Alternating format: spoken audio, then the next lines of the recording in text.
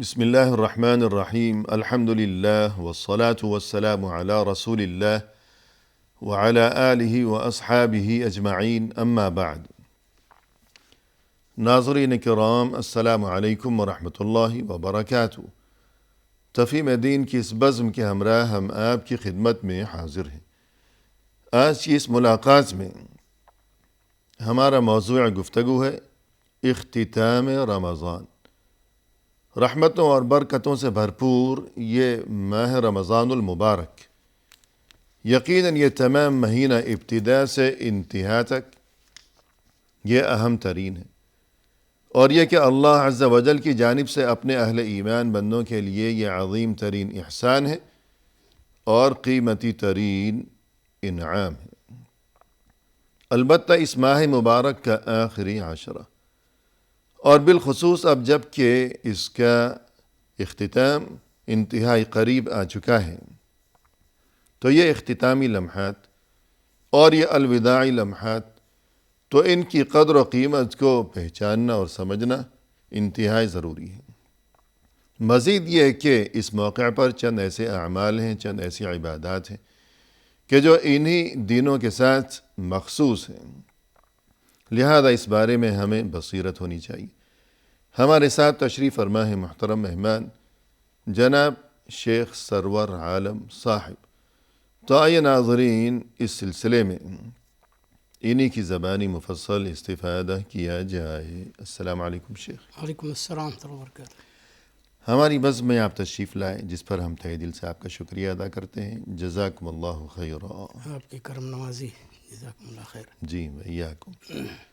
ماہ رمضان المبارک کے اختتامی لمحات، اور یہ کہ چند ایسے اعمال ہیں کہ جن میں زکوٰۃ الفطر سر فہرست ہے، جی کہ جسے اردو میں صدقۃ الفطر یا فطرانہ بھی عام طور پر کہا جاتا ہے۔ تو اس کی مشروعیت اور احکام اور آداب، جو بھی تعلیمات ہیں، جی اس بارے میں رہنمائی فرمائیے گا۔ جی اس مہینے کے خاتمے میں اللہ تعالیٰ نے کئی ایک نیک اعمال جو مشروع کیے ہیں، انہی میں سے جی یہ زکوٰۃ فطر یا صدقہ فطر ہے، جس کو فطرانہ کہتے ہیں، وہ ہے، جی جس کی وجہ سے، جس کے ذریعے سے ہمارے نفس کا تزکیہ ہوتا ہے، اور ہماری عبادت کے اندر جو نقص آیا ہوا ہے وہ نقص ختم ہوتا ہے، اس عبادت کی تکمیل ہوتی ہے، یعنی اگر کچھ کمی بیشی ہو گئی ہو تو تلافی ہو جاتی۔ جی بالکل۔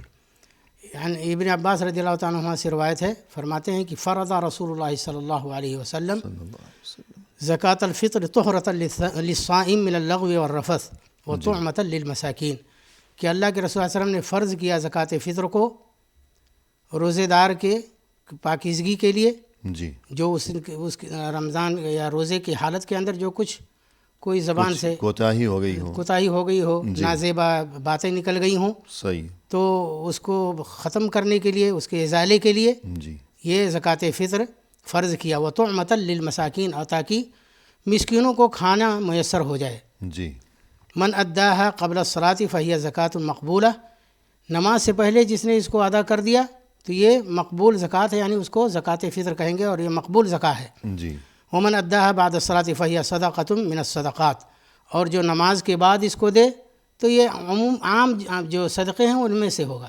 جی، یعنی جو زکوٰۃ الفطر ہے، جو اصل چیز ہے، گویا کہ یہ اس سے مختلف ہو گیا کہ وقت پہ دینا چاہیے تھا، نہیں دیا۔ ہاں، لیکن اس حدیث سے یہ بات بھی معلوم ہوتی ہے کہ اس کو دینا ہے ضرور۔ صحیح ہے، ایسی بات نہیں ہے کہ اگر وقت اس کا نکل گیا تو نماز عید ہو دینا ہے، چکی تو یہ حدیث کے اندر ہے، ایسا نہیں ہے۔ جی دینا پڑے گا اس کو، گرچہ اس کا اجر و ثواب اتنا نہیں ہوگا جی جو وقت پر دیا گیا ہے۔ صحیح ہے۔ تو سب سے پہلی بات تو یہ ہے کہ یہ کس پر واجب ہے؟ جی صدقہ فطر ہر آزاد مسلمان پر جو ایک صاع کا وہ جو ہے، جی اس کی ملکیت میں ایک صاع کے برابر غلہ موجود ہو، اناج موجود ہو، جی، اور یہ زیادہ ہو اس کی ضروریات سے، جی، اور اس کے بچوں کی ضروریات سے، صحیح، اور اس واجب ہے اس کے اوپر خود، اور جن کا نفقہ اور خرچ اس کے اوپر ہے، جی، ان سب کی طرف سے ادا کرے گا۔ صحیح ہے۔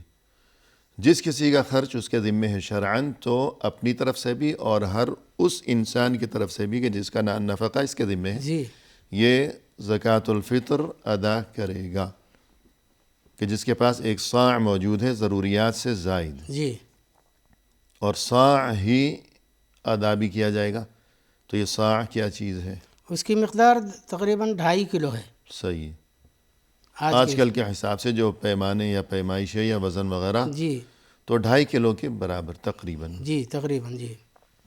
اور یہ ہونا چاہیے کہ جو جس علاقے کی سب سے مطلب وہ جو غذا بن رہی ہے جو چیز جی، جو اس میں سے عام نکالیں۔ طور جس علاقے میں عام طور پر جو خوراک کھائی خوراک جاتی ہے، ہے جو غذا ہے اس سے نکالنا چاہیے۔ کہیں مثلاً یہ کہ گندم کا آٹا کھاتے ہیں لوگ، کہیں چاول کھاتے ہیں، جی تو جہاں عام طور پر لوگوں کی جو خوراک ہو تو اس کا 2.5 کلو جو ہے یہ ادا کیا جائے گا۔ جی تو یہ اصل ہے، ورنہ لوگ کہتے ہیں، کوئی کہتا ہے 15 درہم، کوئی کہتا ہے 20 درہم، کوئی 10 درہم، 8 درہم، 25 درہم۔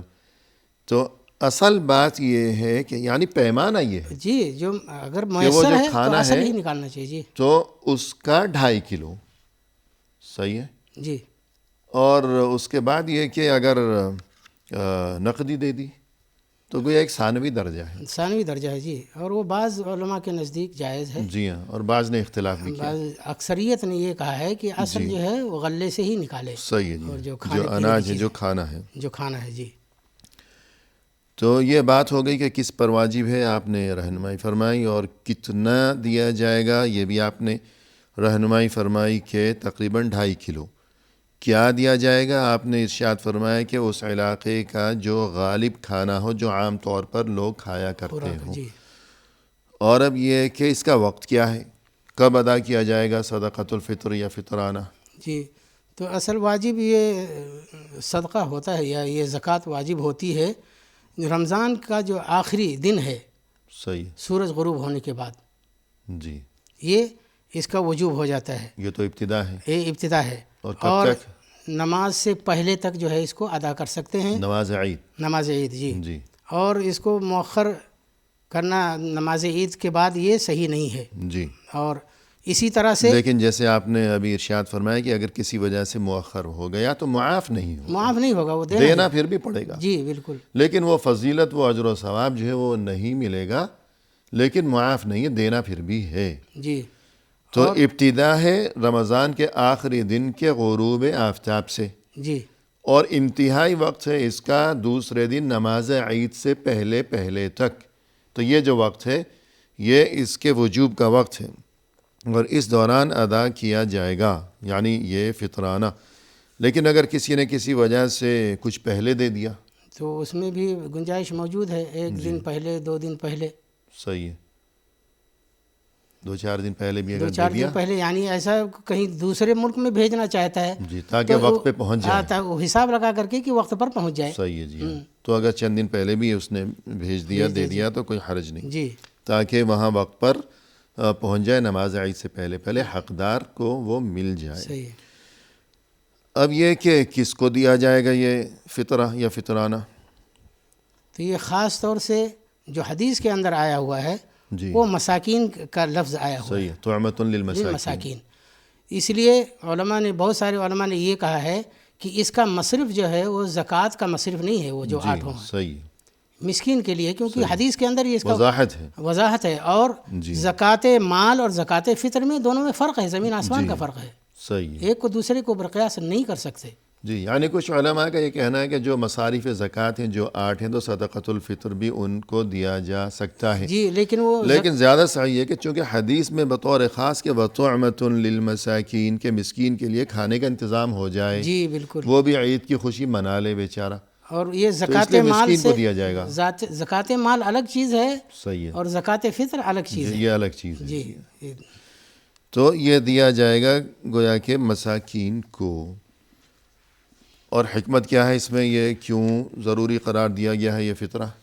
تاکہ جو فقیر اور مسکین ہیں عید کی خوشی کے اندر وہ بھی شامل ہو جائیں، ان کو کھانا میسر ہو جائے۔ ایک حکمت یہ ہو گئی، جی، اگر وہ بھوکے تڑپتے رہے عید کے دن تو یہ انسانیت کے تو خلاف ہے، انسانیت کے خلاف ہے۔ اور یہ اسلامی دینی بھائی چارہ اور یہ اخوت اور یہ تو ایمان کا تقاضا تو مسلمان کو یہ بات زیب نہیں دیتی کہ خود عید منا رہا ہے بن سنور کر جی اور کھا رہا ہے، پی رہا ہے، دعوتیں اڑا رہا ہے، لیکن اس کے پڑوس میں اگر کوئی ضرورت مند ہے، مسکین ہے، تو یہ تو انسانیت کے بھی خلاف ہے. چی جائے کہ پھر مسلمانی کیسی مسلمانی ہے کیسی یہ؟ مسلمان، جی بالکل. تو تاکہ غریب اس کا جو بھائی ہے، پڑوسی ہے، جو کوئی بھی ہے، وہ بھی خوشی منا لے. تو اس لیے صدقۃ الفطر کی مشروعیت ہوئی. ایک حکمت یہ ہو گئی اور کہ دوسری وَطُعْمَةً لِلْمَسَاكِينَ، مسکین بھی کچھ کھا پی لے. جی اور دوسری حکمت یہ ہے کہ انسان جو روزے دار ہے اس کے روزے میں کوئی کوتاہی ہو گئی ہے تو اس کی تلافی ہو جائے. جی بالکل، کہ طہرۃ للصائم من اللغو من والرفث. اللغو والرفث، کے روزے دار کے لیے اگر کچھ اس سے اونچ نیچ ہو گئی ہو، کمی بیشی ہو گئی ہو، کوئی خلاف ادب بات ہو گئی ہو، تو یہ کہ اس کی تلافی ہو جائے. جی تو یہ دو حکمتیں ہیں جن کی وجہ سے صدقۃ الفطر کو مشروع کیا گیا ہے. تو یہ آخری عمل ہے ماہ رمضان المبارک کے تعلق سے کہ صدقۃ الفطر. اور اگلا دن ہے جو وہ ہے عید الفطر. تو رمضان میں مہینے بھر ہر شام ایک فطر افطار ہوا کرتا تھا. جی اب پورا مہینہ مکمل ہو جانے کے بعد پھر ایک سارا دن ہے جو کہ افطار کا دن ہے. فطر کے وہی معنی ہے جو افطار کے، عید جی الفطر. بالکل بالکل صحیح. تو اس بارے میں کچھ فرمائیے گا. اللہ کے رسول صلی اللہ علیہ وسلم کی حدیث ہے اس بارے میں، روزے دار کے لیے دو خوشی کے موقع ہیں. جی اذا افطر فرح، جب وہ افطار کرتا ہے تو اس کو خوشی ہوتی ہے. ظاہر سی بات ہے کہ جی بھوکا اور پیاسا ہے، جب صحیح. افطار کیا تو اس کو خوشی حاصل ہوتی ہے. تو بھوکا پیاسا ہے تو اب افطار کر رہا ہے تو یہ بھی خوشی ہے، تو جسمانی خوشی ہے، اور وہ اللہ تعالیٰ کی لیکن روحانی خوشی بھی ہے جی بالکل کہ جو عبادت الحمدللہ روزہ پورا پورا ہو گیا. جی اور یہ کہ روزہ رکھنے کی سعادت نصیب ہو گئی. صحیح تو بالکل. روحانی خوشی، اصل مسرت وہ ہے، بہت بڑی جی مسرت ہے. بالکل. اور وَإِذَا دوسری لَقِيَ خوشی، رَبَّهُ فَرِحَ بِصَوْمِهِ، جی اور جب قیامت کے دن اپنے رب سے ملاقات اس کی ہوگی تو وہ اپنے روزے کا اجر و ثواب اور اللہ تعالیٰ نے جو وعدہ کیا ہے اس کو پا کر کے خوش ہوگا. جی اپنے لیے جو عظیم ترین اجر و ثواب اپنے سامنے وہ دیکھے گا، مشاہدہ کرے گا، تو اس منظر کو دیکھ کر وہ بہت زیادہ خوشی محسوس کرے گا. تو دنیا میں خوشی، افطار کی خوشی کہ اب کھانے پینے کا موقع ہے، پھر روحانی مسرت بھی ہے. تو ہر شام جس طرح روزے دار بوقت افطار ایک خوشی محسوس کیا کرتا تھا، تو مہینے بھر کے بعد اب جو افطار کا دن ہے، عید الفطر ہے، تو یہ بھی گویا کہ اس کے لیے خوشی کا موقع ہے. جی تو یوں وہ عید منا رہا ہے، خوشی منا رہا ہے. تو گویا یہ تو عید الفطر کا فلسفہ ہو گیا کہ خوشی کا موقع ہے. کیوں؟ اس لیے کہ مہینے بھر روزے رکھیں، آج افطار کا دن ہے، تو جس نے روزے ہی نہ رکھے ہو وہ کیا خوش ہوگا. جی اس کو تو غم منانا چاہیے. صحیح بات ہے کہ محروم رہ گیا. یعنی عید الفطر کا نام ہی عید الفطر، افطار کی عید. یہ خوشی بھی افطار کی خوشی ہے. اور جب روزہ ہوگا تو افطار تب ہوگا. افطار ہوگا. جی روزہ ہی نہیں تو افطار کس چیز کا، کیسا افطار؟ لہذا جو لوگ روزہ نہیں رکھتے انہیں ذرا سوچنا چاہیے کس منہ سے وہ عید منا رہے ہیں، کس چیز کی خوشی منا رہے ہیں. بلکہ بعض سلف سے، علماء سے، بزرگوں سے جی یہ بات بھی منقول ہے کہ وہ مہینہ بھر روزہ رکھ کر کے عید کے دن بھی ان کو خوشی نہیں ہوتی تھی. صحیح ہے. وہ اس لیے کہ ان کو یہ کہتے تھے کہ مجھے اس لیے خوشی نہیں ہو رہی ہے کہ مجھے نہیں پتا کہ اللہ تعالیٰ کے نزدیک ہماری یہ عبادت قبول ہوئی کہ نہیں. جی یعنی اس کا غم ہوتا یہ فکر طاری رہتی جی تھی. ویسے خوشی منانا تو شرعی حکم نہیں، ہے، شرعی تو حکم ہے، خوشی مناتے تھے، لیکن اندر یہ غم غم ان ہوتا پر تھا طاری رہتا اور تھا. یہ غم ظاہر ہوتا تھا ان کے چہرے سے. جی جی کہ یہاں تک کہ قبول ہوگا یا نہیں نہیں ہوگا. یہاں تک کہ بعض کے بارے میں آیا کہ عید کے دن دیکھا لوگ کچھ قہقہے لگا رہے ہیں، ہنس رہے ہیں. درست. تو انہوں نے کہا کہ بھائی کس لیے ہنس رہے ہو؟ جی اگر تم کو یہ معلوم ہے کہ اللہ تعالیٰ نے تمہاری یہ عبادت قبول کر لی جی تب تو خوشی منا. نہیں تو جی شکر صحیح. کرنے والے کی یہ حالت نہیں ہونی ہاں چاہیے. جی بالکل بالکل جی. اور اگر معلوم ہو گیا کہ قبول نہیں ہوئی صحیح ہے. تو پھر اور بھی نہیں خوش ہونا چاہیے. جی جی جی. تو ایک وقفہ لیتے ہیں. ناظرین کرام فی الحال لیتے ہیں مختصر سا وقفہ، ہمارے ساتھ ہی رہیے گا.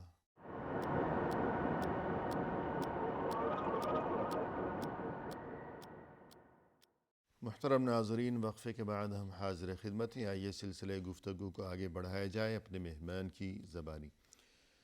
شیخ، وقفے سے قبل گفتگو چل رہی تھی کہ اختتام رمضان کے فوری بعد ہے عید الفطر، اور یہ خوشی کا موقع ہے، یہ اللہ کی طرف سے روزے داروں کے لیے، اہل ایمان بندوں کے لیے اللہ کی طرف سے تحفہ ہے، یہ انعام ہے، یہ خوشی کا اور مسرت کا موقع ہے۔ عید کے بارے میں رسول اللہ صلی اللہ علیہ وسلم نے فرمایا کہ ان لکل قوم عیدا وہذا عیدنا، تو اس بارے میں ارشاد فرمائیے گا۔ جی، عید الفطر ہو یا عید الاضحیٰ، جی جب ہم غور و فکر کرتے ہیں قرآن مجید کے اندر تو یہ چیز موجود ہے، یعنی عید، جی عید الاضحیٰ بھی اور عید الفطر بھی۔ صحیح، جیسے کہ اللہ تعالیٰ نے فرمایا کہ فصلی لربک وانحر، جی مفسرین نے یہ بتلایا ہے، بڑے بڑے مفسرین نے، کہ فصلی لربک صلاۃ الاضحیٰ جی وانحر نسکک، صحیح، تو اس آیت کے اندر عید عید الاضحیٰ کا ذکر کا ہے۔ ثبوت ہے۔ جی جی، اسی طرح سے کہ یعنی نماز پڑھو اور قربانی کرو، قربانی کرو۔ جی فصلی لربک، اپنے رب کے لیے نماز پڑھیے آپ، وانحر اور قربانی کیجیے، تو عید الاضحیٰ میں یہی ہوتا اور سورۃ الاعلیٰ میں جو ہے قد افلح من تزکیٰ وذکر اسم ربہ فصلی، ہے۔ جی تو اس میں یہ ہے کہ تزکیٰ سے مراد جو ہے یہ زکوٰۃ فطر ہے، صحیح ہے۔ اور پھر وہ عید فطر اس سے مراد ہے، جیسے کہ امام بغوی وغیرہ نے اپنی تفسیر کے اندر ذکر کیا ہے۔ جی تو اشارتاً جو ہے یہ عید کا ذکر عید الفطر اور عید الاضحیٰ کا قرآن مجید کے اندر ہے، اور رسول اللہ علیہ وسلم کی حدیث کے اندر تو صراحت کے ساتھ ہے۔ رسول اللہ علیہ وسلم نے فرمایا ان لکل قوم عیدا وہذا عیدنا، اور ایک دوسری حدیث کے اندر آئے کہ اللہ کے رسول صلی اللہ علیہ وسلم جب مدینہ میں آپ نے دیکھا کہ کچھ لوگ جو ہے کسی خوشی منا رہے ہیں، تو کہا کہ یہ کیا ہے، تو کہا کہ یہ ان کی عید ہے۔ تو اللہ کے رسول صلی اللہ علیہ وسلم نے فرمایا کہ یہ جو عیدیں ہیں پہلی جاہلیت کی، ان کے بدلے میں اللہ تعالیٰ نے تمہارے لیے دو عیدیں رکھی ہوئی ہیں، جی عید الاضحیٰ اور عید الفطر۔ صحیح ہے۔ تو یہ دو عیدیں ہمارے لیے ہیں۔ اب یہاں پر ایک بات اور بھی جاننے کی ضرورت ہے کہ عید کی شرعی حیثیت کیا ہے جی اور اس کا مقام کیا ہے۔ یہ دنیا کے اندر جتنی بھی قومیں ہیں، عید جو ہے ان کے یعنی جو شعائر ہیں بڑے بڑے، ان میں سے ایک چیز ہے، صحیح ہے۔ اور مسلمانوں کے یہاں ظاہر سی بات ہے جب قرآن کے اندر اس کا ثبوت موجود ہے، رسول اللہ صلی اللہ علیہ وسلم نے حدیث کے اندر بتلایا، تو یہ چیز جو ہے ایک شرعی چیز ہے اور بہت بڑا شعیرہ ہے۔ جی اب شعیرہ یعنی خاص پہچان، خاص پہچان ہے۔ جی جس کی جمع ہے شعائر، جی، جیسے کہتے ہیں کہ شعائر دین، شاعر دین، ومن یعظم شعائر اللہ۔ فإنها من تقوى القلوب۔ جی یہاں پر ایک چیز اور جاننے کی ضرورت ہے کہ جو ہمارے جو اسلامی عیدیں ہیں اور جو غیر اسلامی دوسروں کی ہیں، دونوں کے اندر بہت ہی زیادہ فرق ہے، جی کیونکہ ہماری عیدیں ربانی ہیں، صحیح، وحی الہی کے ذریعے سے، اور تین چیزیں ان کی، تین خاصیتیں ان کی ہیں، خصوصیتیں جو اور دنیا کی عیدوں کے اندر نہیں پائی جاتی ہیں۔ جی پہلی چیز تو یہ ہے کہ ہماری جو عیدیں ہیں وہ ان کا نام بھی ثابت ہے، جی یعنی کہ اس کے اندر یہ نہیں تبدیلی نہیں ہوتی ہے، صحیح، وہی عیدیں ہیں جو اللہ کے رسول صلی اللہ علیہ وسلم کے زمانے سے اور قیامت تک وہی رہیں گی، جی ان کا نام وہی رہے گا، تو ان کے اندر رد و بدل نہیں ہوگا۔ جی اسی طرح سے ہماری عیدوں کا جو وقت ہے وہ ایک رہے گا، پوری دنیا کے اندر جتنے بھی مسلمان ہیں صحیح، وہی عید مناتے ہیں، عید الاضحیٰ اور عید الفطر ہے۔ اس کا وقت اس طرح سے ہے کہ شوال کی پہلی تاریخ کو عید الفطر ہے اور ذوالحجہ کی 10ویں تاریخ کو عید الاضحیٰ ہے۔ عید الاضحیٰ ہے۔ تو اس طرح سے پھر یہ کہ کس طرح سے منایا جائے، یہ ہماری عیدوں کے لیے طریقے بتلا دیے گئے، صحیح ہے۔ لیکن اور جو دنیا کی عیدیں ہیں ان کے اندر شور و شغب ہے، شراب خوری ہے، دنیا بھر کے گالو گلوچ، شراب پی لیں گے، مستی میں چلیں گے، لیکن ہماری جو عیدیں ہیں ان کے کچھ آداب ہیں۔ اللہ کے رسول صلی اللہ علیہ وسلم نے بتلایا کہ عید کے لیے صبح ہی تم نکلو، جی سب سے پہلے تم اللہ رب العالمین کے لیے سر تسلیم خم کرو، سبحان اللہ۔ 2 رکعت نماز پڑھو، گھر سے نکلتے ہوئے تکبیر کہتے جاؤ، جی اللہ اکبر، لا الہ الا اللہ واللہ اکبر وللہ الحمد، یہ کہو، جی اور اول فول نہیں بکنا ہے۔ یہ ساری چیزیں ہیں۔ تو ہماری جو عیدیں ہیں اور غیروں کی جو عیدیں ہیں اس میں بہت بڑا فرق ہے۔ جی کہ یہ گویا کہ ایک دینی تہوار ہے جی اور اللہ کی خوشنودی حاصل کرنے کا ذریعہ ہے۔ بالکل۔ نہ یہ کہ اس میں خرافات ہو. خرافات. اور دوسرا یہ نہیں کہ عید کا بتلایا ہماری عید سے یہ سبق ملتا ہے جی کہ ہماری عید ایسی ہونی چاہیے کہ ہم ایک دم بالکل چھوٹے جانور کی طرح سے نہیں ہو جائیں جی کہ رب کو بھی بھول جائیں, صحیح. آداب و اخلاق کو بھی بھول جائیں. نہیں, آپ کو آداب و اخلاق میں, اس لیے تو آج یہ ہوتا ہے کہ لوگوں نے جو ہے عید کے دن رواج بنا لیا ہے کہ وہ چلے جائیں گے فلمیں دیکھنے کے لیے, الٹی سیدھی باتیں کریں گے, جی یا کہیں پر جائیں گے گانا لگائے ہوئے ہیں, باجے سن رہے ہیں. یہ سب جی شریعت کی خلاف ورزی ہے اور اس عید کی بے حرمتی ہے. جی. بلکہ عید کی خوشی جو منائی جا رہی ہے تو یہ اللہ کے حکم کی وجہ سے منائی جا رہی ہے. جی بالکل. تو اب انسان اس خوشی کو یوں منائے کہ جس کے کہنے پر اور جس کے حکم کی تعمیل کے طور پر یہ خوشی منائی جا رہی ہے, تو انسان ایسے بیہودہ کام کرنے لگے کہ اسی کو ناراض کر بیٹھے. جی بالکل. یہ کیسی خوشی ہے؟ یہ تو فرض کیجئے کہ دنیا میں اگر اس کی مثال یوں سمجھی جائے کہ کسی کے ہاں کوئی خوشی کا موقع ہے, شادی ہے یا جو کچھ بھی ہے, کسی کے بچے کی شادی ہے, اور اس نے ہمیں مدعو کیا ہو, ہم اس کی خوشی میں شرکت کے لیے وہاں گئے ہیں. اب وہاں جا کر اس کے گھر میں بیٹھ کر اس کی خوشی کے موقع پر ہم کوئی ایسی الٹی سیدھی باتیں یا حرکتیں کرنے لگیں کہ جس سے اس کی دل آزاری ہو, جی اس کی بدنامی ہو اور اسے نقصان پہنچے, اسے افسوس ہونے لگے, تو یہ کہاں کی عقل مندی ہے؟ یہ تو بے مروتی ہے.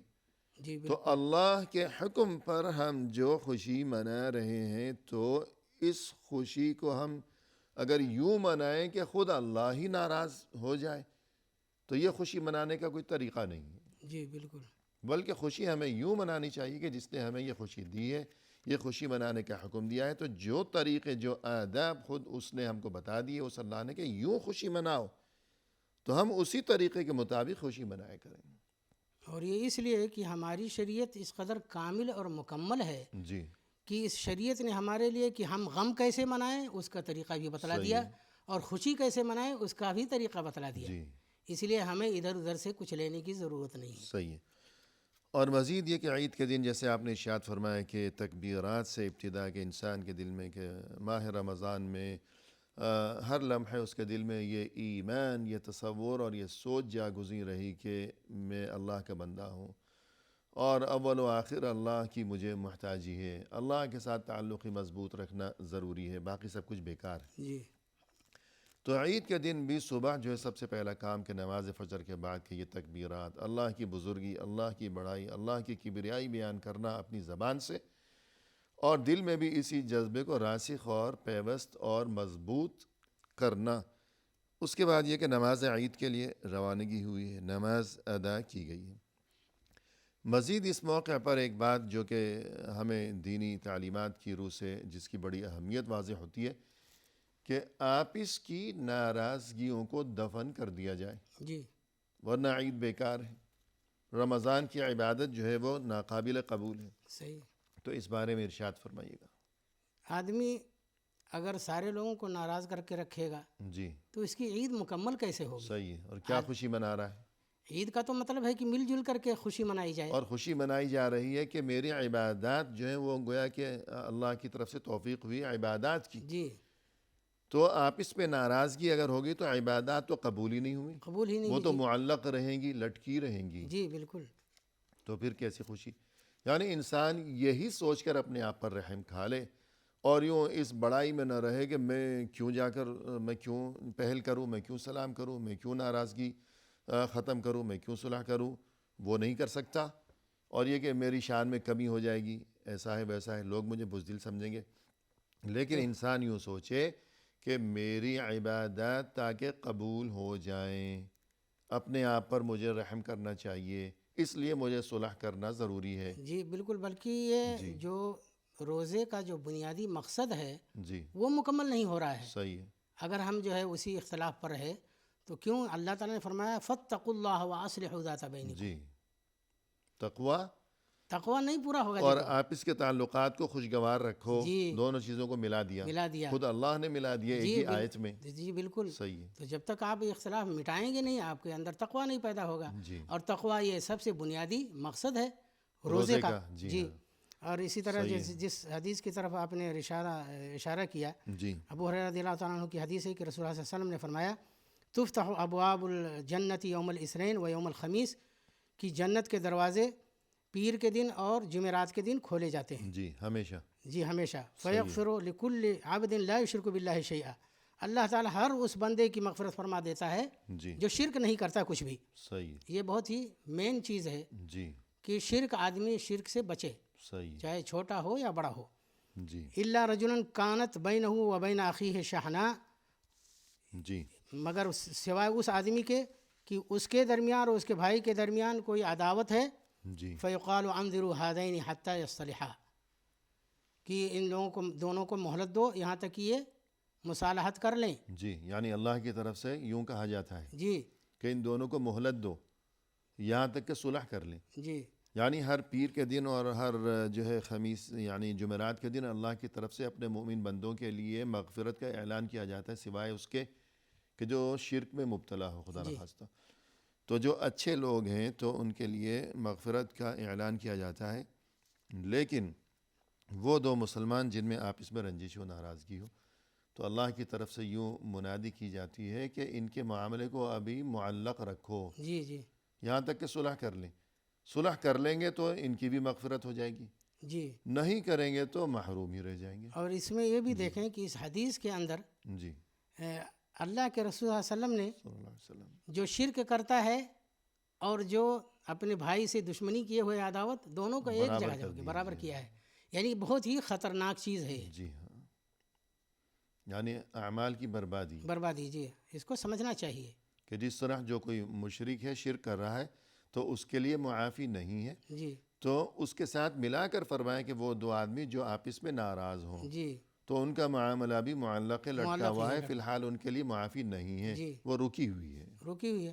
تو جیسے مطلب یہ ہے کہ آدمی اگر شرک کر رہا ہے اس کا عمل قبول نہیں ہوگا تو، لیکن اگر وہ شرک چھوڑ دے جی توبہ کر لے گا تو سب قبول ہو جائے گا. تو اگر یہ مصالحت کر لے گا تو اس کا بھی قبول. عمل قبول ہو تو جائے گا. لہذا انسان کو انا پرستی سے نکلنا چاہیے جی بالکل. اور انسان بن کر جو ہے اور اپنے آپ پر رحم، دوسرے پر رحم کرے نہ کرے، رحم تو سبھی پہ کرنا چاہیے لیکن اپنے آپ پہ تو کر لے ضروری ہے پہلے کہ اپنے میری اپنی عبادات گویا وہ سب لٹکی ہوئی ہیں، معلق ہیں. ان تمام چیزوں کا سب سے پہلے فائدہ تو انسان کو اپنا ہوتا جی ہے. جی بالکل. مثال کے طور پر انسان کبھی یہ سوچتا ہے کہ میں فلاں کے لیے، دوسرے مسلمانوں کے لیے کیوں دعا کروں، جی میں اپنے لیے صرف کروں گا. صحیح.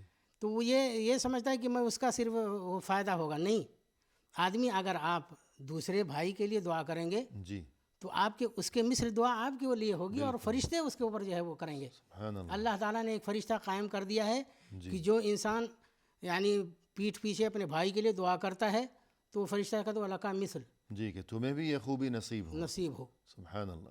تو جو دوسرے کے ساتھ بھلائی کرے گا تو اس کا فائدہ اسے بھی ملے گا، اسے بھی ملے گا.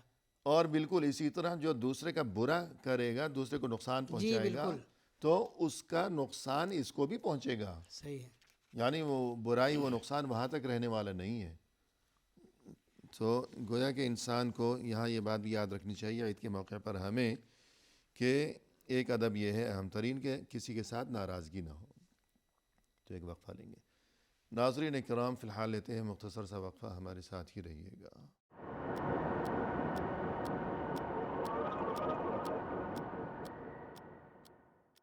ناظرین کرام وقفے کے بعد ہم حاضر خدمت ہیں. آئیے اب اس سلسلہ گفتگو کو پائے تکمیل تک پہنچایا جائے اپنے محترم مہمان کی زبانی. شیخ وقفے سے قبل جیسا کہ گفتگو چل رہی تھی کہ رمضان المبارک کا آخری عشرہ جی اور اس سے متعلق مخصوص اعمال و عبادات اور ان کے بارے میں تعلیمات و ہدایات، اور اس کے بعد آپ تذکرہ فرما رہے تھے عید الفطر کے بارے میں. تو آپ نے یہ رہنمائی فرمائی کہ عید الفطر کیا چیز ہے، اس کا یہ جو نام ہے اس کی وجہ تسمیہ کیا ہے اور اس کا فلسفہ کیا ہے اور اس کے پیچھے کیا حکمت پوشیدہ ہے، اور اس دن ہمیں کن آداب کو ملحوظ رکھنا ہے. تو انہی آداب میں سے ایک چیز یہ بھی ہے کہ اس دن یعنی عید الفطر کے پرمسرت موقع پر دلی مبارکباد پیش کی جائے تمام اہل ایمان کو، جی اور یہ کہ رشتہ داروں دوستوں کے ساتھ میل جول ہو، دعا سلام ہو. جی. تو اس بارے میں فرمائیے گا. تو انسان کو اس دن جو ہے جا کر کے جو اپنے رشتہ دار ہیں، جی جو دوست ہیں، جو قریبی لوگ ہیں ان سے جا کر کے ان کو دیکھنا چاہیے، ان کی احوال معلوم کرنا چاہیے، کوئی ضرورت ہے تو ان کی ضرورت پوری کرنے کی کوشش کرنی چاہیے. صحیح ہے. یہ سارے کام ہیں. اور مبارکباد بھی پیش کرنی مبارکباد چاہیے. بھی پیش کر سکتے ہیں. جی صحیح ہے. تو یوں گویا کہ اس دن ایک دوسرے سے ملاقات ہو، میل جول ہو کہ عید کا موقع ہے، خوشی کا موقع ہے. تو جہاں آپس میں ایک دوسرے کے ساتھ ملاقات کے سلسلے ہوں گے تو جو کوئی مسکین اور ضرورت مند ہے تو انسان انہیں اس پرمسرت موقع پر فراموش نہ کرے، جی ان کی بھی خبر گیری کرے. صحیح. اور ان کی خبر گیری کے لیے ایک عمل تو باقاعدہ جو کہ ضروری قرار دیا گیا، یعنی صدقۃ الفطر، وہ تو ہے. مزید یہ کہ ایسا نہ ہو کہ میل جول صرف انسان جو ہے جو اپنے برابر کا ہے یا رشتہ داری ہے یا کوئی امیر کبیر ہے تو اس کے پاس پہنچ جائے کہ جناب عید مبارک ہو، لیکن اپنے پڑوس میں جو کوئی غریب ہے بیچارہ تو اسے انسان بھول جائے. یہ خلاف ادب ہے. ایک تو مسلمان کو یہ نہیں ہے کہ صرف فرائض ہی پر اکتفا کر کے بیٹھ جائے، جی اس کو نوافل بھی کرنا چاہیے. جیسے صحیح. مطلب کہ زکوٰۃ دے رہا ہے، صدقہ فطر دے رہا ہے، تو واجبات میں سے ہیں. جی کبھی کبھی نفل بھی دینا چاہیے، صدقہ نا. صحیح ہے. بالکل. تو نوافل سے انقطاع صحیح نہیں ہے، جی تاکہ اس کے اندر جو عادت بن گئی ہے عبادات کے کرنے کے، فرائض کے ادا کرنے کے، جی نوافل کے ذریعے سے اس کی تجدید ہوا کرے. صحیح ہے.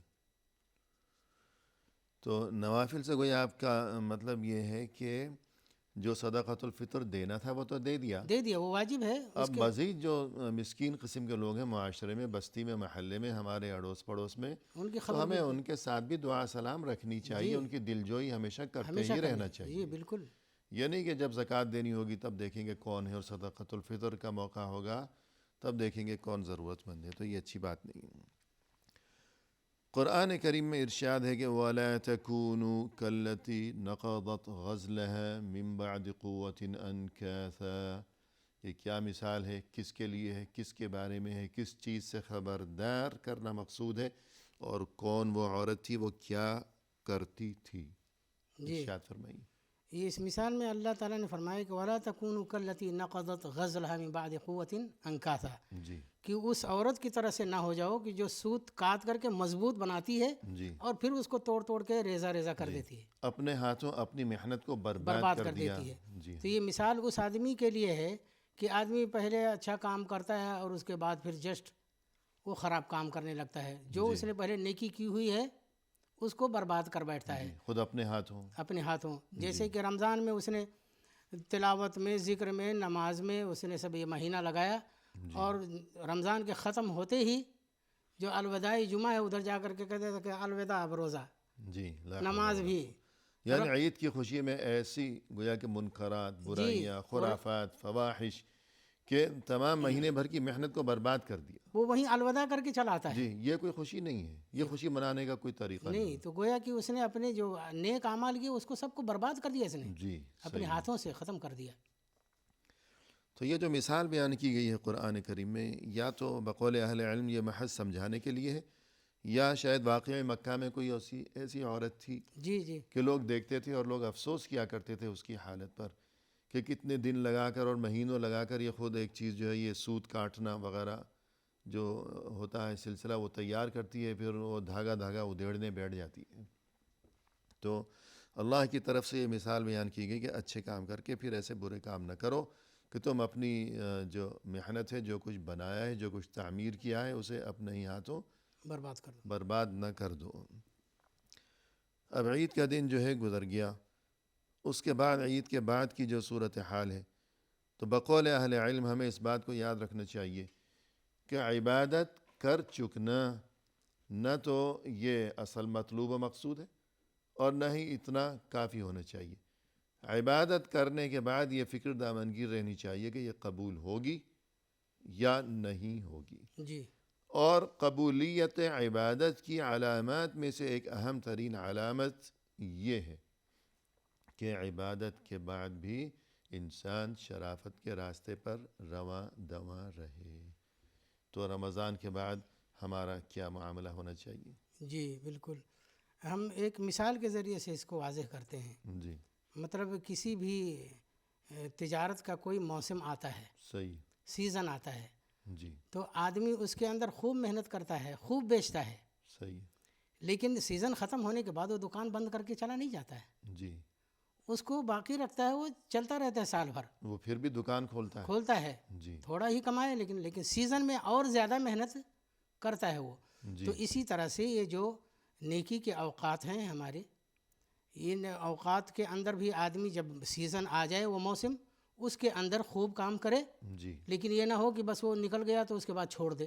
جی ہمیشہ ان عبادتوں کی پابندی کرے جو اللہ تعالیٰ نے فرض کیا ہے، اور اپنی استطاعت کے مطابق نوافل بھی کرتا رہے. جی لیکن اس سے بھی بڑھ کر گویا کہ پریشانی کا معاملہ یہ ہے کہ اگر اس نے اچھے کام کیے، پھر وہ موسم گزر گیا، ماہ رمضان گزر گیا، اب اگر وہ برے کام کرے گا تو یہ اس بات کی علامت ہوگی، گویا کہ خدا نخواستہ اشارہ ہوگا کہ جو کچھ اچھے کام کیے ہیں شاید وہ قبول نہیں ہوئے. قبول نہیں ہوئی. جی بالکل، اس لیے کہ جی انسان کے عمل اگر وہ قبول ہوتے تو اب یہ رمضان کے بعد بھی اچھے کام جی انسان کے عمل کی قبولیت کی علامت یہ ہے جی کہ اس عمل کے بعد اس کو پھر اچھا عمل کرنے کی توفیق حاصل ہو، کہ وہ اس پر قائم ہے. قائم رہے. جی بالکل صحیح ہے. جی تو یہ گویا کہ بہت زیادہ فکر کرنے کی ضرورت ہے کہ انسان اگر یہ جاننا چاہے، یہ پیمانہ ہے، یہ معیار ہے، یہ جاننے اور جانچنے کا طریقہ ہے جی کہ رمضان کے بعد بھی اگر ہم شرافت کے راستے پر اگر ہم گامزن ہیں تو رمضان میں ہم نے جو کچھ کیا وہ گویا کہ قبول ہوا. اور اگر ہم نے رمضان کے بعد اپنے رنگ ڈھنگ بدل لیے اور اپنے طور طریقے بدل لیے تو گویا کہ رمضان میں جو کچھ ہم نے کیا تھا شاید وہ قبول نہیں ہوا. جی تو یوں گویا کہ فکر کرنی چاہیے اور برائیوں سے ہمیشہ بچنا چاہیے. تو اس بارے میں کہ مداومت، اچھائی کے راستے پر اور نیک عمل پر مداومت، تو کوئی حدیث وغیرہ بھی اس بارے میں بیان فرمائیے گا. جی اللہ کے رسول صلی اللہ علیہ وسلم نے فرمایا ہے کہ احب الاعمال الی اللہ تعالی ادومها وان قل، جی کہ اللہ تعالیٰ کے نزدیک سب سے محبوب عمل، پسندیدہ عمل کیا ہے کہ جس کے اندر استمرار ہو، صحیح ہے، دائمی ہو، چلتا رہے، پائیداری ہو. اگرچہ وہ عمل کم ہو. جی یعنی انسان کوئی اچھا کام کرتا ہے اگرچہ وہ کم ہے، مثلا روزانہ وہ تلاوت قرآن کیا کرتا ہے اگرچہ وہ صرف 5 منٹ ہو، 1 صفحہ ہو، لیکن وہ پابندی کے ساتھ کرتا ہے، تو یہ بہت بہتر ہے بنسبت اس کے کہ انسان نے ایک دن بہت زیادہ اچھا کام کیا اور خود کو ہلکان کر ڈالا ہے، لیکن اگلے دن ایسا ہوا کہ وہ بالکل چھوڑ چھاڑ کے بلکہ فرائض سے بھی جو ہے وہ جی بالکل. غافل ہو کر بیٹھ گیا، تو اس کا کوئی فائدہ نہیں ہے. عبداللہ بن عمر رضی اللہ عنہما کے بارے میں آتا ہے جی کہ ان کے کسی آدمی سے پوچھا گیا کہ عبداللہ بن عمر کوئی ان کا خادم تھا جی کہ عبداللہ بن عمر گھر میں کیا کرتے ہیں؟ صحیح. تو کہا الوضوء لکل صلاح جی وبینہما المصحف والمصحف بینہما، جی یعنی ہر نماز کے لیے وضو کرتے ہیں اور ہر 2 نماز کے درمیان قرآن مجید پڑھتے ہیں، تلاوت کرتے رہتے ہیں. جی تو جو بڑے لوگ تھے وہ اس طرح سے کرتے تھے کہ اس پر گویا کہ ہمیشگی ہے. ہمیشہ. جی جی تو آدمی کو استطاعت بھر اگر تھوڑا ہی کر سکے لیکن کرتا رہے، صحیح ہے. منقطع نہ ہو. جی ہاں، گویا کہ یہ عمل کی قبولیت کی دلیل ہے کہ انسان اس پر گویا کہ قائم و دائم ہے، اور مزید یہ کہ اللہ کے نزدیک یہ طریقہ جو ہے یہ پسندیدہ بھی ہے جی کہ انسان کا وہ عمل اگرچہ کم ہو، مختصر ہو، تھوڑا ہو، لیکن یہ کہ اس پر پابندی ہو، ہمیشگی ہو، مداومت ہو. تو اس سے ہمیں یہ بات جو ہے سمجھنی چاہیے کہ رمضان کے بعد بھی ہمارے اچھے طور طریقے باقی رہنے چاہیے، اور اسی چیز کو گویا کہ اس کے عملی اظہار کے طور پر اور دلیل کے طور پر کہ رمضان کے بعد ہم بدلے نہیں ہیں. تو شوال میں کچھ روزے گویا کہ وہ مسنون قرار دیے گئے ہیں، تو اس بارے میں بھی فرمائیے. اللہ کے رسول صلی اللہ علیہ وسلم من صام رمضان ثم اتبعہ ستا من شوال کان کصیام الدہر، جی کہ جس نے رمضان کے روزے رکھے پھر اس کے بعد ہی شوال کے 6 روزے رکھے، جی کانا کصیام الدہر، تو گویا کہ اس نے پورے سال روزہ رکھا. جی بلکہ زندگی بھر. زندگی بھر. جی صحیح ہے. یعنی ہر سال جب ایسا کرے گا تو زندگی بھر ہے. تو زندگی بھر ہو گیا. صحیح ہے. اور بعض حدیثوں کے اندر، صحیح حدیثوں کے اندر یہ جو ہے تفصیل بھی آئی ہوئی ہے کہ الحسنۃ بعشر امثالھا، صحیح ہے. کہ ایک نیکی جو ہے اس کا اجر 10 گنا ملتا ہے. جی تو رمضان 10 مہینے کے برابر ہو گیا. جی اور کہ ایک روزہ رکھا ہے، یعنی اگر 30 روزے رکھے ہیں تو اس کو 10 سے اگر ضرب دی جی تو وہ 300 ہو گئے. یعنی ایسے ہی کریں گے کہ 1 مہینہ ہے جی تو 10 مہینہ ہو گیا، صحیح ہے. اب وہ چاہے 30 ہو یا 9 ہو. جی ہاں 29 یعنی ہو. 1 کے 10 جی تو 1 مہینے کے 10 مہینے 10 مہینے ہو گئے. ٹھیک ہے. اور شوال کے 6 دن 60 ہو گئے. 60 ہو گئے تو 2 مہینہ یہ ہو گیا، 10 2 12. 12 مہینے ہو تو گئے. سال بھر ہمیشہ رکھا تو گویا کہ ہمیشہ اس نے روزہ رکھا. 12 مہینے ہو گئے یا 360 دن ہو گئے. جی تو یوں گویا کہ جس نے رمضان کے روزے رکھے پھر شوال کے 6 روزے رکھے، گویا وہ ہمیشہ روزے ہی رکھ رہا ہے.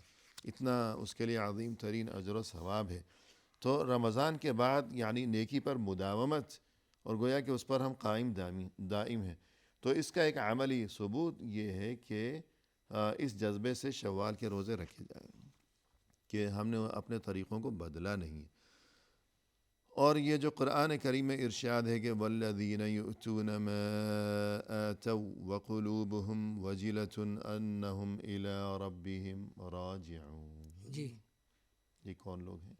یہ وہ لوگ ہیں جو عبادت کرتے ہیں. جی آیت کا ترجمہ بھی جی بیان فرمائیے. اللہ تعالیٰ نے فرمایا جی والذین یؤتون ما آتوا، وہ لوگ جو دیتے ہیں جو انہوں نے دیا. جی وقلوبہم وجلہ، حالانکہ ان کے دل لرزتے رہتے ہیں، انہم الی ربہم راجعون، کہ وہ پلٹ کر کے اپنے رب کے پاس جائیں گے. صحیح اولئک یسارعون فی الخیرات وہم لہا سابقون، یہی وہ لوگ ہیں جو نیکیوں میں سبقت کرتے ہیں صحیح. اور آگے بڑھتے ہیں.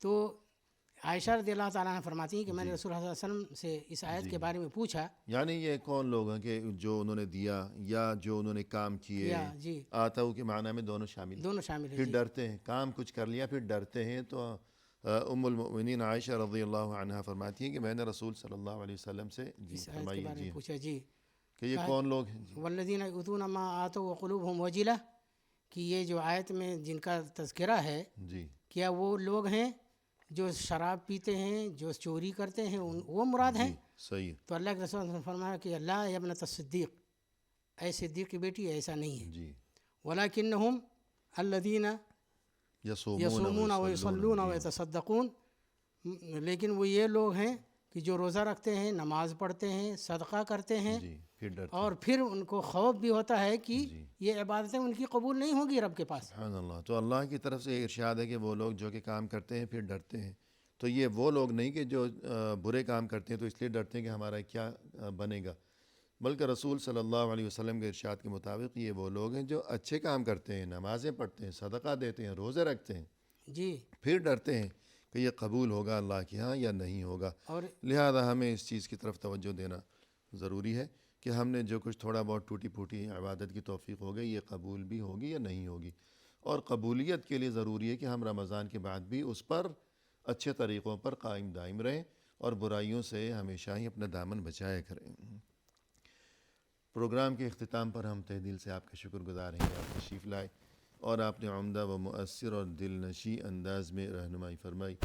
ہماری دلی دعا ہے کہ اللہ تعالیٰ آپ کے علم میں، آپ کے عمل میں، آپ کی عمر میں مزید خیر و برکت عطا فرمائے. آمین یا رب العالمین. اللہ تعالیٰ ہمیں اور آپ کو سب کو نیک عمل کرنے کی توفیق عطا فرمائے اور ہمارے اعمال، ہمارے قول میں اخلاص پیدا کرنے کی توفیق دے. آمین. جزاک اللہ. بارک اللہ.